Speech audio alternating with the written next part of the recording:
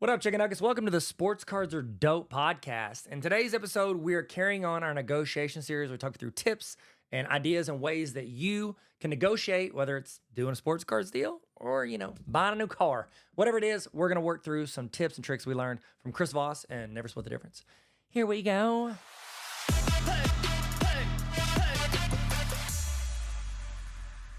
Okay, so this is the second part in our series. The first part, the first video, if you want to roll back to it, it was whenever we're reading the room. We're setting the foundation. We're letting them feel seen and understood, and we talk through a few different techniques, which I'll bring up again here in a minute.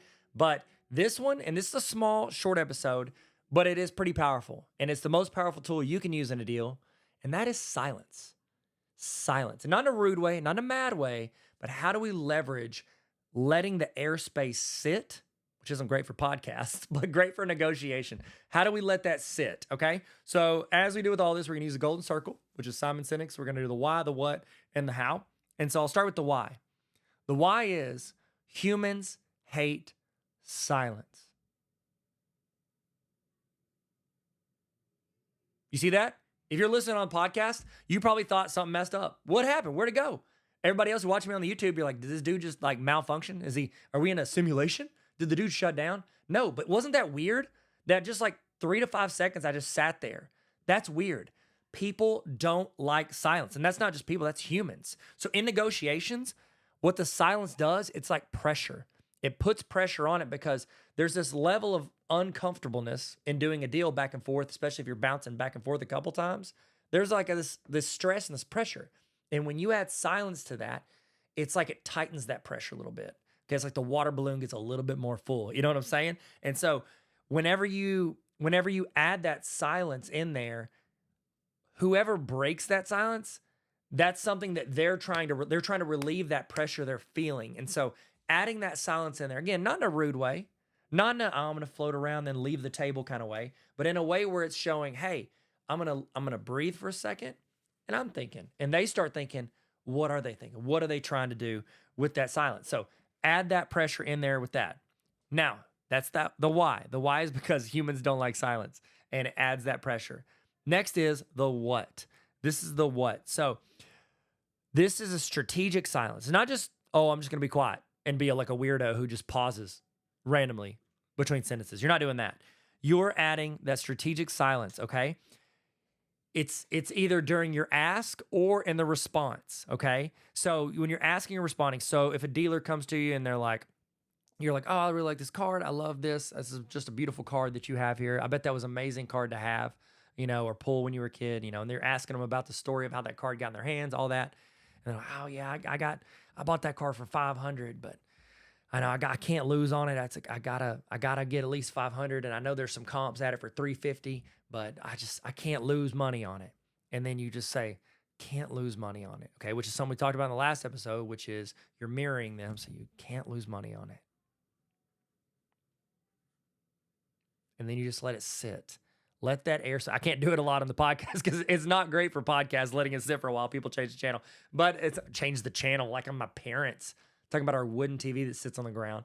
So you're pausing and letting it sit. You're letting them think about what they said. Here's an example, and I know we've all felt it. Have you ever texted someone? You're talking back and forth in a conversation, and then you text them, and it shows that it's read, but they don't respond. Y'all know that feeling? That's a terrible feeling, right? It's like you in your head, you start creating these, oh my gosh, they're probably mad. They might have just, I started driving and I'm going to Lanes to get some chicken. Like they just didn't look at their phone while they're driving because they're trying to be safe. And so it's like, but in your head, you think they're just looking at it and go, nah, I'm good. What you're doing is you're letting that silence sit and you're letting their brain fill in the gaps of what you were wanting to say. A little trick I do, because I always try to, again, I've done too many podcasts and YouTube videos, so I feel that silence. I don't want people to feel uncomfortable. But what I try to do when I'm trying to do a negotiation and I'm trying to use this tactic, I'll literally just count in my head to 7. And I don't start looking at other cards. I might just stand there like I'm thinking, and I'm wanting them to fill in their brain what I'm thinking. And so that's just count to 7 in your head. That's a tip if you need to for it. Next one. Minimal encouragers. There's some small nonverbal or verbal nudges that you can do. Like if it sits there and it's awkwardly long, you can be like, Or you can nod. Like you understand, but also you're not giving them anything after that. You're not nodding and going, yeah, I guess I could do 500. No. Now, remember in the last chapter, again, you've got to feel it out, but it's going to be uncomfortable for you too. But the deal is, you know what you're doing. You're doing this on purpose. They're just feeling it, okay? And so you have to know. And like, again, this is all a dance. It's all like this back and forth. You've hopefully set the room. You've done some mirroring. You've done some labeling. You've done some tactical empathy. But now you're tossing in the silence, okay? And again, don't use it every time. But if you're going back and forth, it's okay to let it sit. And you can even mirror a little bit at the end. So like the dealer's like, you're like, man, $500. $500. You must be ready to move that because you keep looking at it and you know that it's less than that. So that's got to be hard. It's like I mirrored or I labeled and then I let it sit for a minute. Or they give their, I could do 450 at most. And you just let it sit for a second. Letting that silence sit lets them fill in the gaps and start panicking, okay? It is really powerful after they throw out their price and then you counter. So they say 450 and you say, I can do $350. That's the most I could do. And then you just sit and you wait and they're going to hopefully respond and they say it and you just sit and you're thinking and you're trying your best not to elaborate or fill in that gap. Have that silence, okay? Next, and the last thing, and this is the how. So here's some examples. Dealer says, this card is $200. And you just kind of tilt your head. You're just thinking. You didn't say no. You didn't counter. You didn't say this, that. You're just thinking. And I made a video. It's funny. I made a video the other day, and it was me. I was at the Nashville Car Show, and there's a dealer set up, and he was talking to somebody else, and I just asked the guy with him. I was like, hey, it was like a Jewel Lloyd card. She had an auto, and I just wanted one of her autos. I didn't have one. And he had it like, I think like $40. And I'd seen a couple. I didn't look up recent comps on that card, but I just knew like it's a sticker auto. I don't think it was worth that. It wasn't a rookie, anything like that. So I just said, would $20 be too low? Can you do 20? And he responded. He didn't let that silence sit. He just said, no, can't do that. And he turned around and I was just like, I just sat there. I go, are you not going to counter? Are we not going to say anything else? And then I waited. I sat and he's just like, 30. And like, he looked so dismissive, by the way. I didn't like that. And I looked it up later and the comps were like $10. So I actually was offering double comps at $20, but I'm the bad guy for asking half of what he did. Using that silence would have helped me because I could have let it sit for a minute longer. And the last thing he would have heard was 20. And that was the anchor, but I didn't. I filled the airspace because I was getting irritated at him. And so I tried to be like, well, there you go. You want to come with a response? You know how this whole thing works?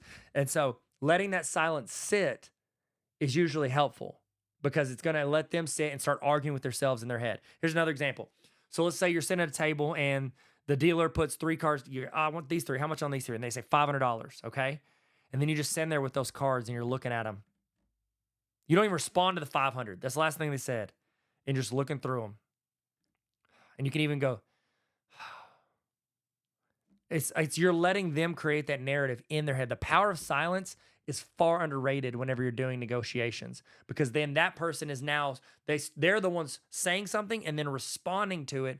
And so it's almost like they're starting to barter with their self and that voice inside their head. So again, this is a short episode, but that's a really important one to talk about because silence is powerful. It's better to not say anything than to respond with something that doesn't move the conversation in the direction you want. So that was my tip for today. Thank you guys so much for listening. And I'll keep this series going if you like it. And we'll just rock out 6 episodes. If you're watching this, I'm going to make it available for teachers to use with their students. It's like a soft skill, something to build that capacity in their students. So if you want, that's at sportscardsaredope.com. And it'll be in a course. When I'm done, I got to finish them all. And then I'll build a curriculum around it because educator, that's what I do. Just making curriculum about everything. So y'all be good. Stay sweet. Like and subscribe if you want to. But most importantly, never stop collecting. Sports cards are dope. So are you.